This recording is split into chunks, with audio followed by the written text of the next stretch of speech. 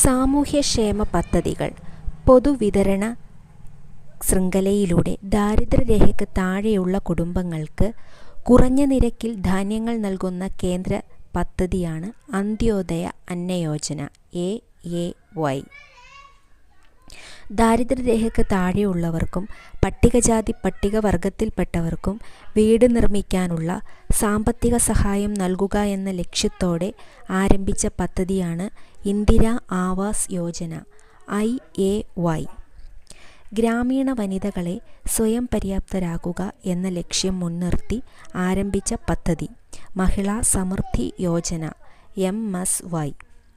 രാജ്യത്തെ വിദ്യാസമ്പന്നരായ തൊഴിലില്ലാത്ത യുവജനങ്ങൾക്ക് 18-നും 35-നും ഇടയിൽ പ്രായമുള്ള സ്വയം തൊഴിലിലൂടെ ശാക്തീകരണം ലക്ഷ്യമാക്കിയിട്ടുള്ള പദ്ധതി പ്രധാനമന്ത്രി